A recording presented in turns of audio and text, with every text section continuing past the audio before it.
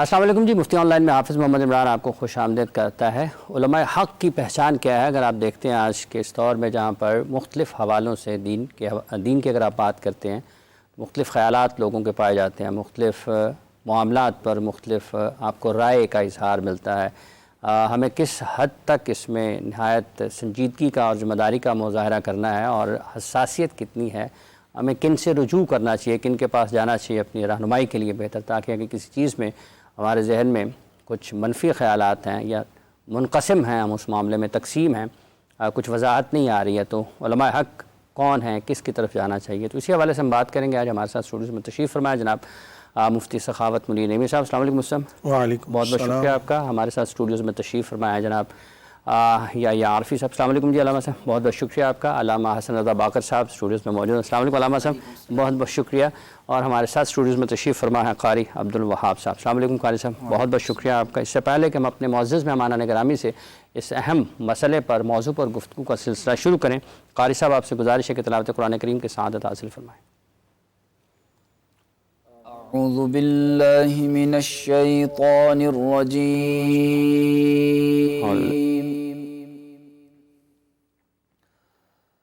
بسم اللہ الرحمن الرحیم،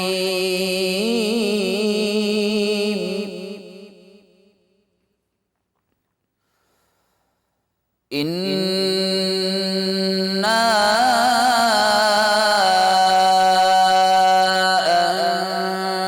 أَنزَلْنَا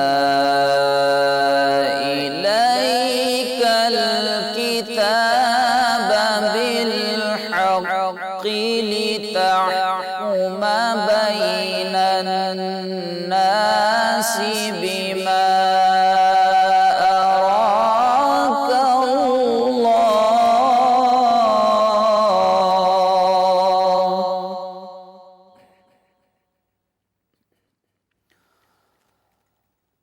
وَلَا تَكُن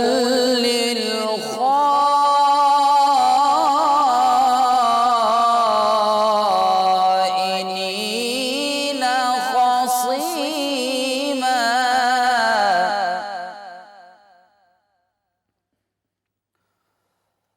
وَاسْتَغْفِرِ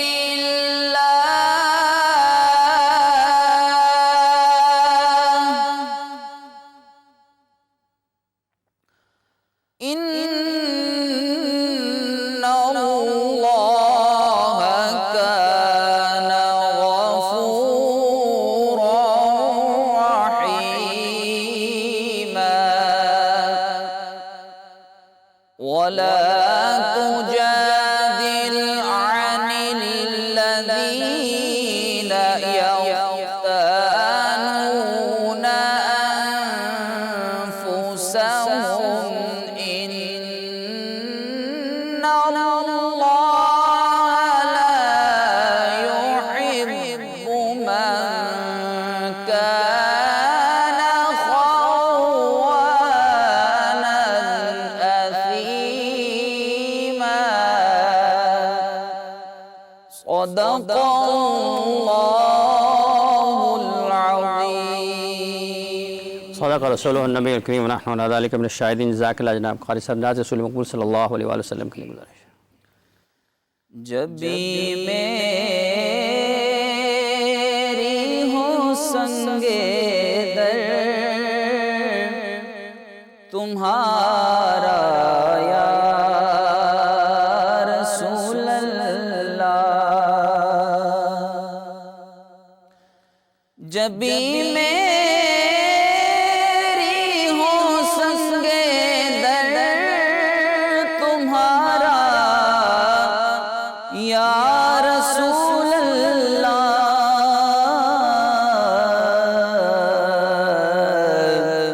یہی ہے ایک جینے کا سہارا یا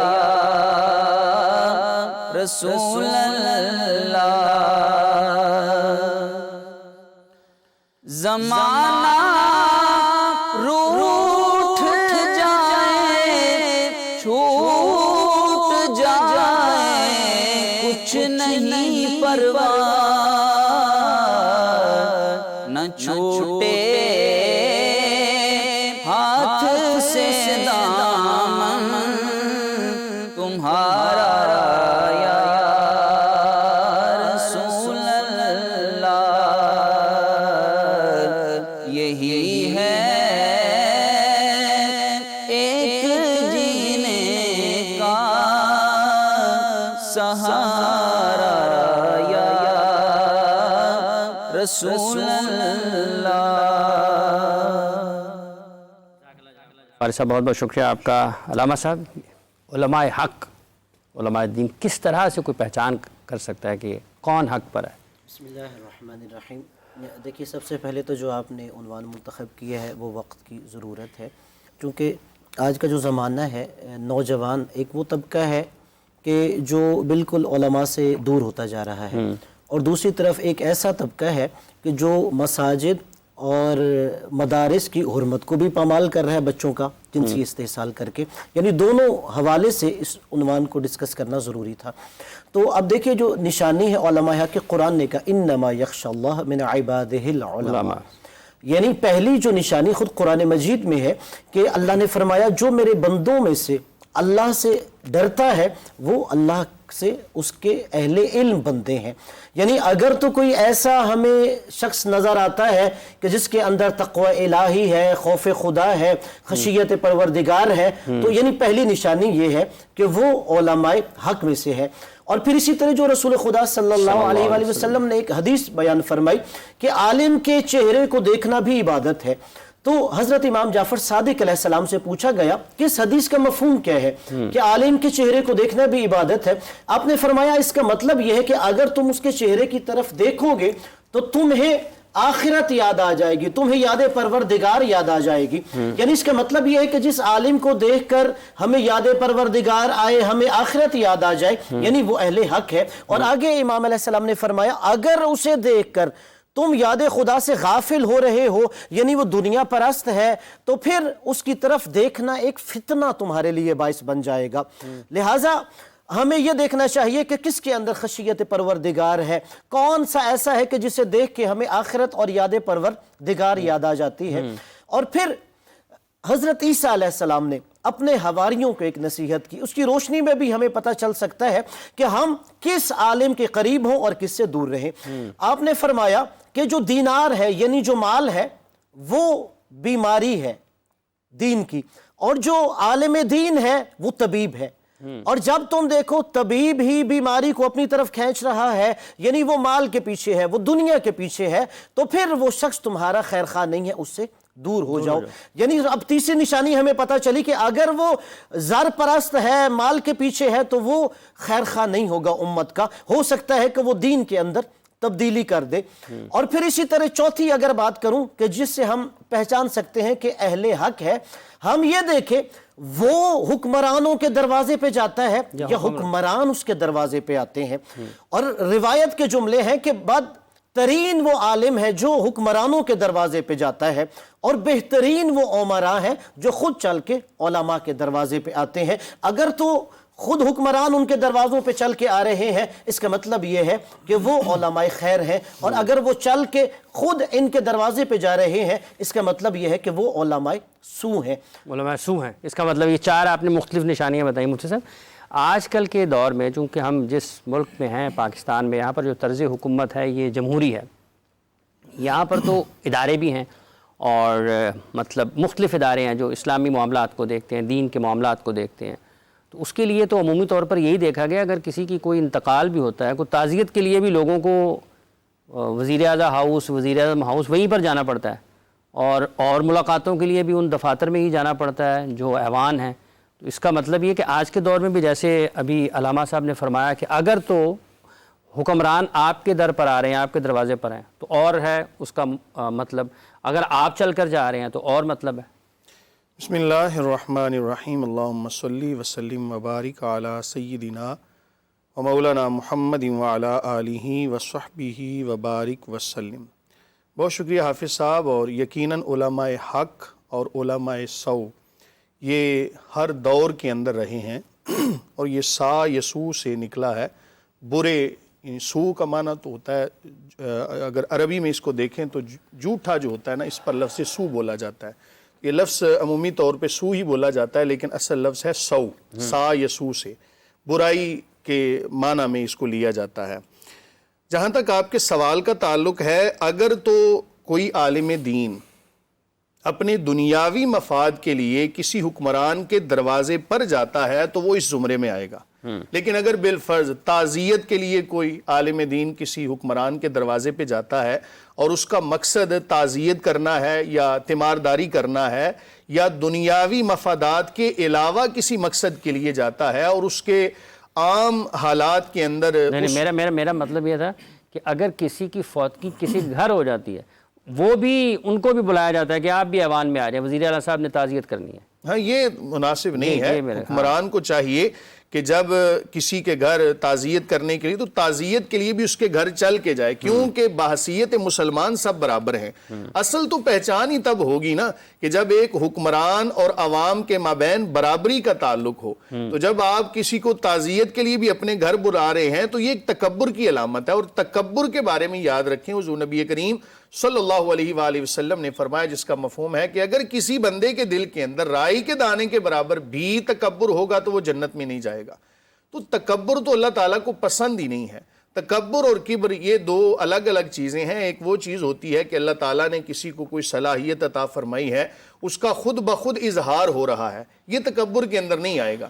تکبر وہ چیز ہے کہ انسان خود بخود ایسی چیزوں کو اجاگر کرے اور بتکلف اپنے اندر سے بڑائی کو جو ہے وہ لوگوں کے سامنے پیش کرے. اس کو تکبر کہا گیا ہے. اس کی اور بھی بہت زیادہ تعریفات کی گئیں. ایک جو بالکل جامع معنی تعریف ہے کہ مخلوق خدا کو حقیر جاننا. تو اگر کوئی بندہ حقارت کی وجہ سے کسی کو اپنے در پہ بلا رہا ہے اور تعزیت کرنے کے لیے، تو یہ مناسب بات نہیں ہے. اور ایسے علماء کو بھی چاہیے کہ ایسے حکمرانوں کا بائیکاٹ کریں اور یاد رکھیں کہ اصل صحیح معنوں میں عالم دین وہی ہے کہ جس طرح ابھی علامہ صاحب نے اس کی وضاحت کر دی کہ جس کے در پہ چل کے خود حکمران آئیں. اور یہ جو شروع میں نے بات عرض کی کہ ایک ہوتا ہے کہ کسی کے ساتھ ویسے آپ کے معاملات ہیں تو اس کے لیے آپ اگر کسی حکمران کے دروازے پہ جاتے ہیں تو قباحت نہیں ہے، لیکن دنیاوی مفادات کے حصول کے لیے اگر کوئی عالم دین کسی حکمران کے دروازے پہ جاتا ہے تو وہ مذموم ہے اور اس کو رد کیا جائے گا. اور یہاں پر یہ بات بھی بیان کرنا لازمی ہوگا کہ ہمارے ہاں نا علماء کی پہچان کا معیار بدل گیا. ہم دیکھتے ہیں عالم دین اس کو کہ جس نے ظاہری لبادہ بہت اچھا پہنا ہو اور اس کے فالور بہت زیادہ ہوں. دیکھنا یہ ہے کہ کون اللہ تعالیٰ سے ڈرانے والا ہے اور کون تمہیں دنیا کی طرف راغب کرنے والا ہے. ان دو چیزوں کے مابین فرق کرنا ضروری ہے. علامہ صاحب، اس کا مطلب ہے کہ مولانا فضل الرحمان سے پھر علماء حق میں، کیونکہ ساری کی ساری حکومت انہی کے طرف جاتی رہی ہے. کوئی ایک آ رہا ہے، کوئی دوسرا جا رہا ہے، کوئی تیسرا آ رہا ہے، کوئی چوتھا جا رہا ہے. الحمدللہ وحدہ والصلاة والسلام علی من لا نبی بعد. رب اشرح لی صدری ویسر لی امری واحلل عقدۃ من لسانی یفقہوا قولی. رب زدنی علما. افسر، اللہ آپ کو جزائے خیر دے، آپ نے اپنے پروگرام میں گفتگو کا موقع دیا. جہاں تک کسی کی پرسنل شخصیت کا تعلق ہے وہ ایک الگ میٹر ہے. میرا خیال ہے کہ جو ہمارا موضوع ہے نا وہ بڑا اہم ہے. اس کو ہم نے ایک اصول سے لے کے چلیں گے تو انشاءاللہ ہم سب کو فائدہ ہوگا اور عوام ہمارے سامعین کو بھی فائدہ ہوگا. سب سے پہلے تو ہمیں اس چیز کو طے کر لینا چاہیے کہ حق کیا ہوتا ہے. جب جو حق کا پیروکار ہوگا وہ علماء حق میں آئے گا، اور جو حق سے انحراف کرے گا لامحالہ وہ علماء سو میں آئے گا. اب دیکھیں، سب سے پہلی چیز ہے کہ حق کیا ہے. اللہ رب العالمین نے قرآن و سنت، اللہ تعالیٰ نے اپنے قرآن کو، اپنے پیغمبر علیہ السلام کو معیار حق قرار دیا ہے. قرآن اور سنت جس کو پیارے پیغمبر علیہ السلام بھی اپنے ہر خطبے میں بیان کیا گیا تھا، فإن خیر الحدیث کتاب اللہ وخیر الہدی ہدی محمد صلی اللہ علیہ وسلم. نبی کریم صلی اللہ علیہ وسلم نے اس کو بیان کر کے کیا کہا ہے، فماذا بعد الحق الا الضلال. حق کے سوا جو بھی ہے نا وہ باطل ہے. تو جب حق کا کرائٹیریا طے ہو جائے گا، معیار طے ہو جائے گا، قرآن و سنت ہے، تو جو اس کے مطابق عمل کرنے والا، اس کے مطابق دعوت دینے والا، اس کا کردار اس کے مطابق ہے، تو اس کا واضح مطلب ہے کہ وہ علماء حق میں ہے. پھر اس کا ایک تعلق ہے نیت کے ساتھ، جیسے کہ مجھ سے پہلے حسن بکری حفظہ اللہ فرما رہے تھے، کہہ رہے تھے کہ نا کہ اس کی نیت دیکھیں. ایک ہے اس کا مقصد دنیاوی اغراض و مقاصد کا حصول. لامحالہ اللہ نے جہنم جن سے بھڑکانی ہے نا ان کے اندر ایک عالم دین بھی آ جانا ہے، قاری قرآن، کیونکہ اس کا مقصد دنیا کی اغراض ہے. اسی طرح جو یہ اگر ہم میرر سمجھ لینا تو ہمارے ہاں جتنی فرقہ واریت ہے، اگر کوئی آدمی اب اس کا معیار اپنی پسندیدہ شخصیت ہے، وہ عالم دین ہو، وہ امام ہو، وہ کوئی بزرگ اکابر ہو، اور اس کی محبت اور نفرت کا محور بھی یہی ہے اور اس کی دعوت کا محور بھی یہی ہے، تو پھر سوچنا چاہیے کہ اس کو علماء حق میں کیسے شمار کریں۔ حق افراد سے نہیں پہچانا جاتا، حق کا معیار یہ ہوتا ہے کہ افراد کو، اشخاص کو حق پہ پرکھا جاتا ہے۔ ہمارے یہاں عموماً المیہ یہ ہوتا ہے کہ ہم لوگ حق کو پرکھتے ہیں شخصیات پہ، جبکہ یہ بنیادی گمراہی ہوتی ہے۔ حق کا معیار شخصیات نہیں ہوتی، شخصیات کے پرکھ کا معیار جو ہوتا ہے وہ حق ہوتا ہے۔ تو اس لیے اس کو دیکھیں گے کہ اس کا نظریہ، عقیدہ، اس کی دعوت، اس کے معاملات، اس کا قول و فعل کیا ہے، وہ اسی حق کے مطابق ہے، تو پھر یہ علماء حق میں شمار ہوگا۔ ورنہ اگر وہ اس کی دعوت کسی خاص جو ہے وہ نقطے پہ ہے، وہ قرآن و حدیث سے ہٹ کر کے ہے، تو پھر وہ بظاہر کتنا بھی متقی نظر آئے، وہ حقیقت میں فرقہ پرست اور وہ علماء سو میں شمار ہوگا۔ حقیقت اچھا مجھے حق کی پہچان، اگر چونکہ آج ہم دیکھتے ہیں تو ہم جس کو بھی سنیں، جس کا پیغام سنیں، وہ تو سب یہ کہتے ہیں کہ ہم حق پر ہیں۔ کسی ایک کو بھی ہم یہ تو نہیں کہہ سکتے، اگر کسی علامہ صاحب کو یا کسی بھی مذہبی شخصیت کے بارے میں آپ یہ سمجھیں گے خدا یہ کہیں حق پر تو نہیں ہے، تو وہ تو عذاب بن جائے گا، مصیبت آ جائے گی۔ تو سب ہی حق پر ہیں پھر آج کل اگر ہم دائیں بائیں اپنے ارد گرد دیکھتے ہیں تو۔ اب دیکھیے جیسے امیر المومنین حضرت علی علیہ السلام کا یہ فرمان ہے کہ اعرف الحق تعرف اہلہ، کہ اگر تم حق کی شناخت کر لو تو تمہیں اہل حق کو پہچاننے میں آسانی ہوگی۔ جیسے عارفی صاحب نے ایک حدیث کی طرف اشارہ بھی کیا کہ نبی نے فرمایا میں قرآن و سنت چھوڑ کے جا رہا ہوں، اور ایک دوسری حدیث جو مقام غدیر خم پر ہے کہ رسول خدا نے یہ بھی فرمایا انی تارکن فیکم الثقلین کتاب اللہ وعطرتی اہل بیتی، کہ تم میں دو چیزیں چھوڑ کے جا رہا ہوں، ایک قرآن مجید ہے اور دوسری میری عطرت اہل بیت ہے، ما ان تمسکتم بہما لن تضلوا بعدی ابدا، اگر دونوں سے متمسک رہو گے گمراہ نہیں ہوگے، ولن یفترق حتی یرد علی الحوض، اور یہ دونوں بھی جدا نہیں ہوں گے یہاں کہ تمہیں میرے پاس حوض کوثر تک لے آئیں گے۔ اب دیکھیں جب یہاں پہ ہم یہ بات کر رہے ہیں کہ علماء حق اور علماء سو، تو اس کا مطلب یہ ہے کہ یعنی کون جو ہے صرف حق کو پہچانتا نہیں ہے، وہ پھر حق پر عمل بھی کرتا ہے۔ ٹھیک ہے، اب دیکھیں کتنے ایسے لوگ ہیں، بلکہ یہ ایک حدیث کا جملہ ہے کہ رب تال القرآن والقرآن یلعنہ، کہ کتنے ایسے قاریان قرآن ہیں وہ قرآن پڑھ رہے ہوتے اور قرآن پہ لعنت کر رہا ہوتا ہے۔ استغفر اللہ۔ یعنی اصل مطلب یہ ہے کہ جو ہم نے علم حاصل کیا ہے، اگر ہمیں حق کی شناخت ہو گئی ہے تو ہم اس کے مطابق عمل کر رہے ہوتے ہیں، اور اسی حوالے سے پھر وہ علم کا یعنی جو اہل علم ہے ان کا معیار کیا ہونا چاہیے۔ اس حوالے سے ایک روایت میں ہے کہ وہ علم دین اللہ تعالیٰ کی خوشنودی کے لیے حاصل کرے اور پھر اللہ کی خوشنودی کے لیے اس پر عمل کرے، پھر اللہ کی خوشنودی کے لیے دوسروں کو تعلیم دے۔ یعنی اس میں نیت جو قربتاً اللہ ہے نا وہ بہت اہم ہے۔ اگر کہیں دل میں آ جائے ریاکاری، لوگوں پہ فخر و مباحات ہو جائے، یا اس کے ذریعے دنیا ہم نے کمانی ہے، اس کے ذریعے اپنے حکمرانوں سے مفادات حاصل کرنے ہیں، تو اس کا مطلب یہ ہے کہ وہ علماء سو میں گردانا جائے گا۔ لیکن جو اللہ تبارک و تعالیٰ کی خوشنودی کے تحت ہر مرحلہ اپنا طے کر رہا ہے اور وہ علماء حق میں سے شمار ہوگا۔ اس لیے رسول خدا صلی اللہ علیہ وآلہ وسلم کی ایک اور حدیث مبارکہ بھی ہے کہ آپ نے فرمایا اگر میری امت کے دو طبقے ٹھیک ہو جائیں تو ساری میری امت کی اصلاح ہو جائے گی، ایک علماء دوسرے عمراء۔ یعنی جہاں پہ اس حدیث سے ایک چیز ظاہر ہوتی ہے، یعنی ان دونوں طبقہ کا علماء پر بہت زیادہ انفلوئنس ہے۔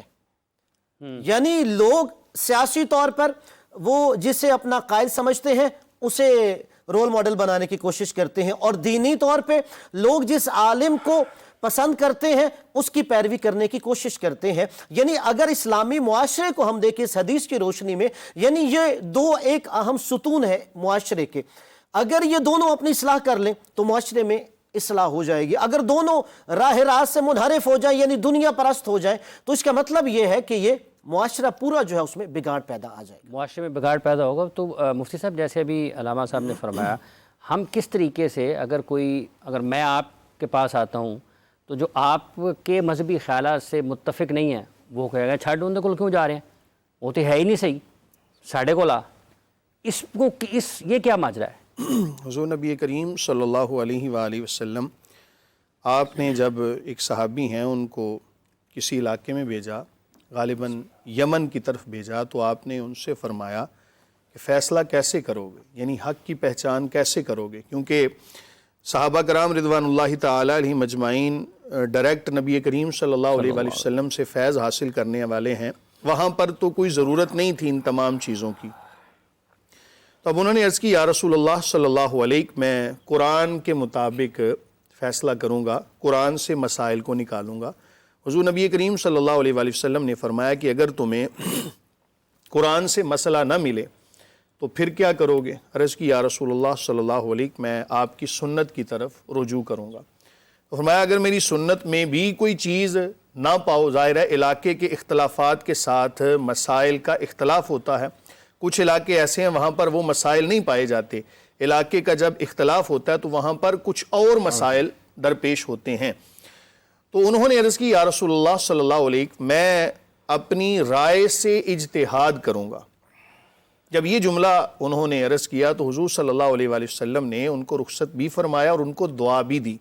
یہ حدیث اب اس بات پر دلالت کر رہی ہے کہ اگر تو تمام تر مسائل کا محور منبع قرآن و سنت، اجماع و قیاس ہے تو پھر تو تم راہ حق پر ہو، اور اگر کہیں بھی دنیاوی مفادات کی وجہ سے تم نے مسائل کو تبدیل کر دیا اور اپنی خواہشات کے مطابق زندگیاں گزارنا شروع کر دیں تو پھر تم راہ حق سے ہٹ گئے۔ اور جہاں تک آپ نے کہا کہ ایک بندہ جو ہے وہ اپنے ظاہر ہے کہ مذہب کے بارے میں کہے گا جی یہی حق ہے، دوسرا مذہب باطل ہے، ضرورت اس امر کی ہے کہ باطل کا لفظ بولا کہاں پہ جاتا ہے؟ جہاں پر قرآن و سنت کی مخالفت ہو رہی ہو اور دنیاوی مفادات درمیان میں ہو، اپنی خواہشات درمیان میں ہو، وہ چیزیں باطل ہیں۔ اور جہاں پر تمام چیزوں کا محور یہ تمام جنہیں کہا جاتا ہے ادلہ اربع، جن کا محور یہ چیزیں ہوں تو پھر اس کو حق ہی کہا جائے گا۔ بعض دفعہ ایک فقہی اختلاف ہوتا ہے اور اس کو فقہی اختلاف ہی رہنے دینا چاہیے، اس کو کوئی لڑائی جھگڑے کی طرف نہیں لے کر جانا چاہیے۔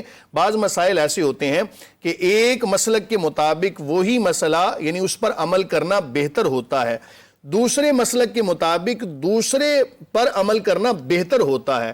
وہ کوئی بھی نہیں کہے گا کہ اس پر اگر عمل کر لیا تو وہ باطل ہے۔ تو ان چیزوں کو سمجھنے کی ضرورت ہے۔ ہمارے ہاں یہ ہوتا ہے کہ ہم نے ایک معیار بنا لیا ہے علماء کو پرکھنے کا کہ جو بندہ انگلش بولنے والا ہے، جو بندہ عربی فر بولتا ہے، ہم شاید اس کو عالم سمجھتے ہیں۔ یاد رکھیں کہ اگر یہ معیار بنا لیا جائے تو پھر عرب کے اندر رہنے والا ہر شخص عالم کہلائے گا، کیونکہ وہ بھی عربی بولتے ہیں۔ اگر فارسی کو آپ محور بنا لیں تو پھر ایران کے اندر رہنے والا ہر بندہ عالم سمجھا جائے گا۔ اگر آپ انگلش کو معیار بنا لیں تو پھر انگلش بولنے والا ہر بندہ عالم سمجھا جائے گا۔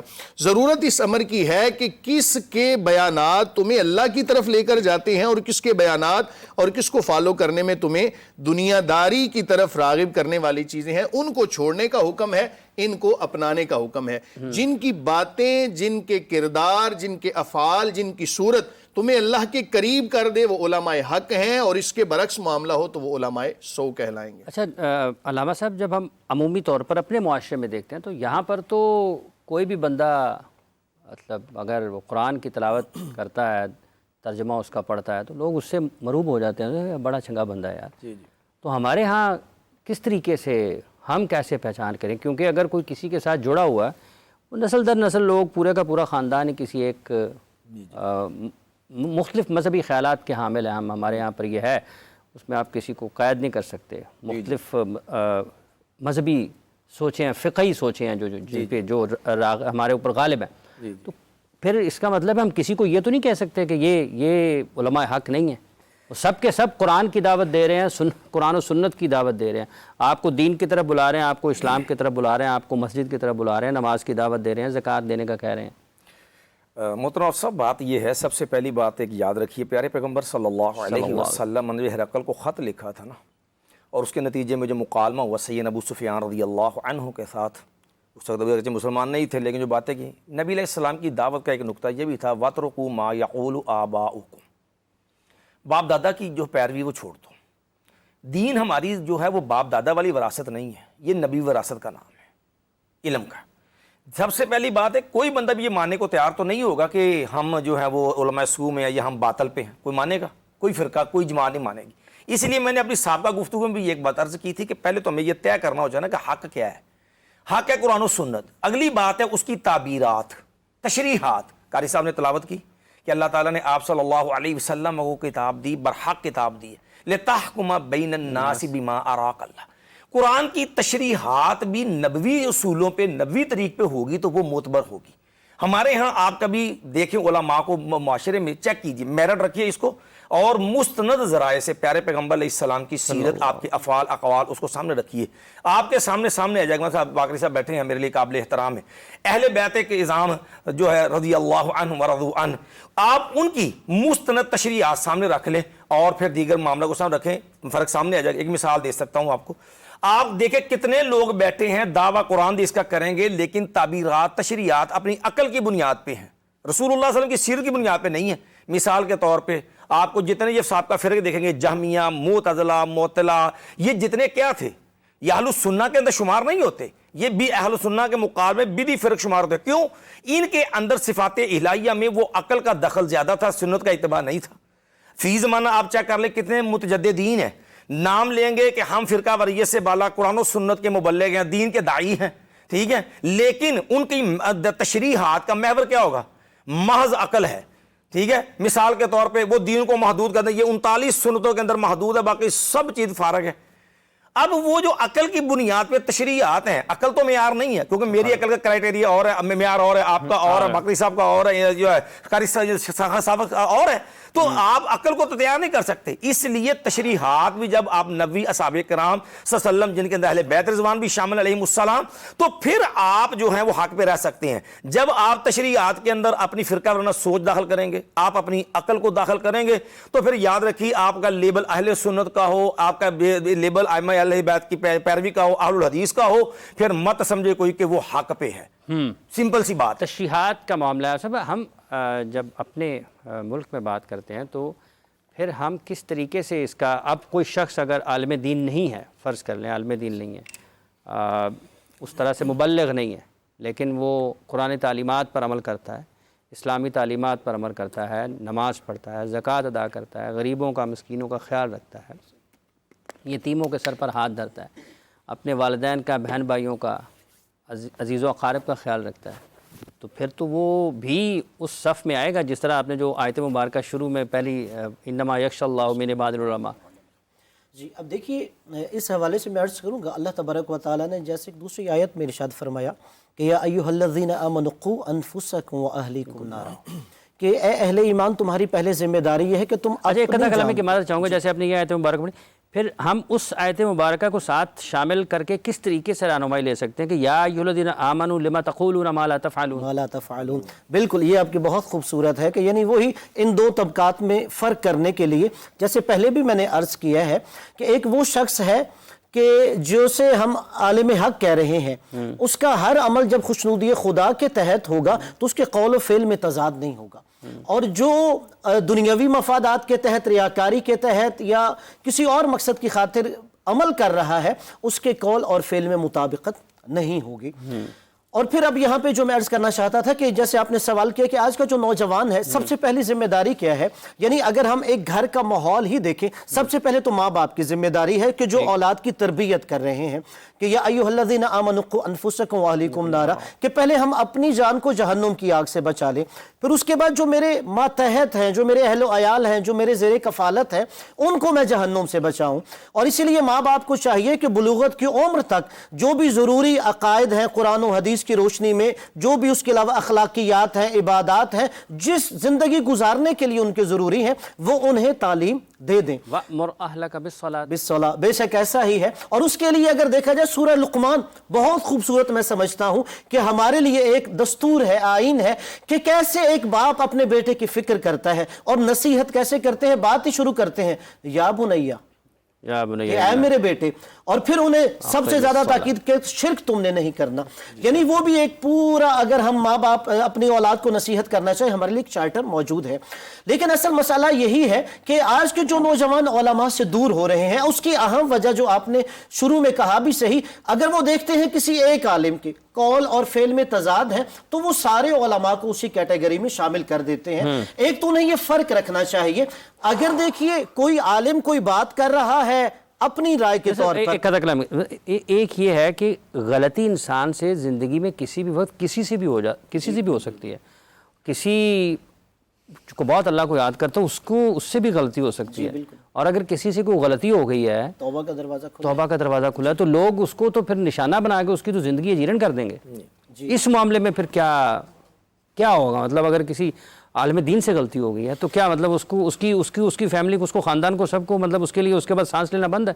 اب دیکھیں پہلے تو چونکہ جو عالم ہے وہ اپنے علم پر عمل کرے گا. اس حوالے سے رسول اللہ صلی اللہ علیہ وآلہ وسلم کے ایک حدیث مبارکہ ہے کہ آپ نے فرمایا کہ عالم کے ایک گناہ کو بخشنے سے پہلے جاہل کے 70 گناہ بخش دیے جاتے ہیں. اللہ. اس کا یہ مطلب ہے کہ یعنی ایک وہ شخص جو بات جانتا ہے، اہل علم ہے، وہ خدا کی بارگاہ میں زیادہ جواب دہ ہے. اور اسی طرح حضرت داؤد علیہ السلام کو جو اللہ تبارک و تعالیٰ نے وہی فرمائی، روایت میں ہے کہ اللہ نے جناب داؤد علیہ السلام کو فرمایا کہ جو عالم بے عمل ہوتا ہے اسے میں 70 مصیبتوں میں مبتلا کرتا ہوں، اور جو اس میں سب سے کم مصیبت ہے وہ یہ کہ میں اس کے دل سے اپنی محبت کی چاشنی اور مٹھاس چھین لیتا ہوں. یعنی اس کے اندر سے روحانیت ختم ہو جاتی ہے، وہ مسلح عبادت پہ آتا ہے اور اسے وہ روحانیت نہیں، وہ لذت محسوس نہیں ہوتا کہ جو انسان کو شب زندہ دار رہ کے یہ لذت جو ہوتی ہے. آپ نے روایت بیان کی ہے مفتی صاحب، پھر اس کا مطلب یہ ہے کہ اگر کہیں کہیں ہم دیکھتے ہیں، اگر جیسے آج ہم بیٹھے یہ بات چیت کر رہے ہیں کہ ایک ایسا ملک جو کہ کلمہ طیبہ کے نام پر بنا ہے اور اس میں مذہبی حوالے سے تقسیم بھی ہے، اختلافات بھی ہیں، اتفاق بھی ہے، یہ صرف تقسیم ہی نہیں ہے، اتحاد اور اتفاق بھی اس کے ساتھ ساتھ ہی نظر آتا ہے. تو جیسے بھی روایت بیان فرمائی حضرت داؤد علیہ السلام کی علامہ صاحب نے، تو پھر کہیں کہیں یہ ہوگا کہ اللہ تعالیٰ نے چاشنی چھین لی ہوئی ہے دلوں سے لوگوں کے کہ وہ اس طرف نہیں ہے. حضور نبی کریم صلی اللہ علیہ وآلہ وسلم کا ایک فرمان ہے جس کا مفہوم ہے کہ اللہ تعالیٰ اس کو ایمان کی حلاوت عطا فرماتا ہے کہ جو محبت اور نفرت اللہ کے لیے کرتا ہے. مثلا اگر اس کو کسی سے محبت ہے تو اس کا معیار بھی رضا الہی ہو، اور اگر کسی سے نفرت ہے تو معیار کیا ہو؟ رضا الہی. یعنی اللہ تعالیٰ کی رضا کے لیے کسی سے محبت ہے اور اسی ذات کی رضا کے لیے کسی سے نفرت کرتا ہے. تو اگر تو ایسی صورتحال ہو تو پھر تو یقینی طور پر اسے ایمان کی حلاوت یعنی ذائقہ، مٹھاس، عبادت کی چاشنی محسوس ہوتی ہے. آج کے اس دور کے اندر یہ چیز عمومی طور پہ مفقود نظر آتی ہے. محور جب دنیا بن جائے، اور حضور نبی کریم صلی اللہ علیہ وآلہ وسلم کا وہ فرمان بھی فرمایا کہ میں تم سے شرک کا خاتمہ کر کے جا رہا ہوں، لیکن یہ چیز ہے کہ ان تنافسوا فیہا، کہ جس چیز کا ڈر ہے وہ کیا ہے کہ تم دنیا کے اندر غرق ہوتے نظر آ رہے ہو. تو آج یہی چیز جو ہے وہ ہر طرف نظر آتی ہے. دنیا کمانے کے چکروں میں بہت سارے لوگ اپنی عبادت کی چاشنی کھو بیٹھتے ہیں. ضرورت اس امر کی ہے کہ ایک بندہ جو عالم دین ہے نا، جو صحیح معنوں میں عالم ہے، علماء حق کے اندر جس کا شمار ہوتا ہے، وہ کبھی بھی اپنی دنیا کے پیچھے اپنی آخرت کو داؤ پہ نہیں لگاتا. اس کا مقصد، محور سب سے پہلے آخرت ہوتی ہے، اس کے بعد دنیا، کیونکہ دنیا کو حاصل کرنے کا بھی حکم ہے. اور دنیا کیا ہے کہ جو چیز تمہیں اللہ تعالیٰ سے دور کر دے وہ تمہاری دنیا ہے، اور جو تمہیں اللہ کے قریب کر دے وہ تمہاری آخرت ہے. تو جب ہر چیز کے بارے میں ہم اللہ کی رضا کو سامنے رکھیں گے تو پھر عبادت کی چاشنی محسوس ہوگی. جہاں تک ابھی یہاں پر ایک تذکرہ ہوا کہ حضور نبی کریم صلی اللہ علیہ وآلہ وسلم آپ نے ہرقل بادشاہ کو خط لکھا، بھی جو بیان ہوا کہ اپنے باپ دادا کی پیروی چھوڑ دو. ضرورت اس امر کی ہے کہ جب جو والدین ہیں یا آباء و اجداد اگر تو وہ باطل تھے تو پھر ان کی اتباع کرنے کا حکم نہیں ہے، پھر ان کی مخالفت کرنے کا حکم ہے. اور اگر آباء و اجداد حق پر تھے تو پھر اس کا مطلب یہ نہیں کہ ہر بندہ اپنے آباء و اجداد کی مخالفت کرے.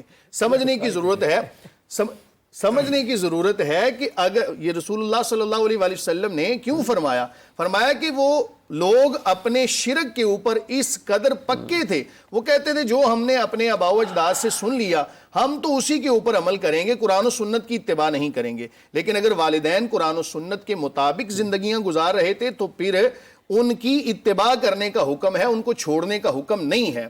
اور یاد رکھیں کہ حضور نبی کریم صلی اللہ علیہ وآلہ وسلم آپ نے جو ہمیں دین عطا فرمایا وہ اس قدر آسان بھی ہے، مشکل بھی ہے. آسان کن معنوں میں کہ اگر تم کسی بھی ایک چیز کو سمجھ کے اس پر عمل کرنا شروع کر دیتے ہو تو یہ صراط مستقیم ہے. اور اگر تم چھوٹی چھوٹی باتوں کے حوالے سے تشویش کے اندر مبتلا ہو جاتے ہو، میں ایک حدیث پیش کرتا ہوں. حضور نبی کریم صلی اللہ علیہ وآلہ وسلم آپ کے ایک صحابی نے عرض کی، یا رسول اللہ صلی اللہ علیہ، وطر کے بارے میں کیا ہے؟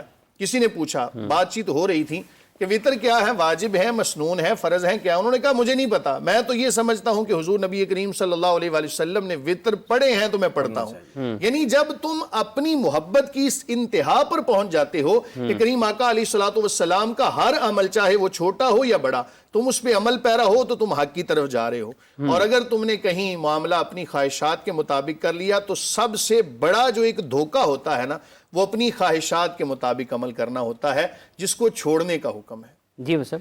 جی محترم صاحب، ایک اور چیز جو ہمارے موضوع سے متعلقہ ہے کہ ہم بیٹھے ہیں کہ علماء حق اور علماء سو کی پہچان دیکھیں۔ نبی کریم صلی اللہ علیہ وسلم کا ارشاد ہے لَتَتَّبِعُنَّ سُنَنَ مَنْ كَانَ قَبْلَكُمْ حَذْوَ النَّعْلِ بِالنَّعْلِ۔ امت محمدیہ میں بگاڑ آئے گا، اور یہ امت اس حد تک بگاڑ میں جائے گی کہ یہ جو پہلے قوم میں یہود و نصارہ کے نقش قدم پہ چلنے نہیں آئیں گے، اور یوں برابر ہیں جیسے جوتے کے دو تلوے برابر ہوتے ہیں۔ تو اگر اس چیز کو ہم سامنے رکھیں نا تو ہمیں علماء سو کا ایک پیٹرن جو آپ کے سامنے آ جائے گا قرآن کے اندر۔ آپ یہودی عیسائی علماء کی جو بدعمالیاں بد کرداریاں ہیں نا، آپ اس کو سامنے رکھ لیں، اور اس نقشے کے اندر جو اسلام کا نام لینے والے ہمہ قسم کے لوگ ہیں نا ان کو پرکھیں ایک عمومی تجزیے پہ۔ قطع کلامی کی معذرت چاہوں گا، جی کیا یہ صرف علماء کی ہی ذمہ داری ہے؟ ہر جس نے کلمہ پڑھا ہے یہ تو بنیادی طور پر ہر اس شخص کی ذمہ داری ہے جس نے کلمہ پڑھ لیا ہے، اس کے اوپر وہ قانون وہ آئین جو ہر فرد پہ لاگو ہوتا ہے، ہر فرد کی ذمہ داری۔ دیکھو مولوی کی ذمہ داری نہیں ہے تحقیق کرے، صرف پڑھے۔ عوام جس نے کلمہ پڑھا ہے اس کی ذمہ داری میری ڈائریکشن سیدھی رہنی چاہیے، میں اپنے اسلام پہ اپنے دین پہ سیدھا چلوں۔ میں نے اس لیے ایک موٹی مثال دی آپ کو پیارے پیغمبر صلی اللہ علیہ وسلم کی حدیث کی روشنی کے اندر کہ علماء سو کا کردار آپ دیکھیں گے، اس کے مد مقابل میں حق کا کردار نظر آ جائے گا آپ کو واضح طور پر، کیونکہ الاشیاء یعرف بازدادها۔ جب ایک چیز آپ دیکھو اس کے مخالف اس کا دوسرا پہلو خود بخود جو ہے وہ واضح ہو جائے گا۔ مثال کے طور پر یہود و نصارہ کو آپ قرآن میں دیکھیں گے کہ ان لوگوں کی ایک بد کرداری کا انداز قرآن نے بیان کیا کہ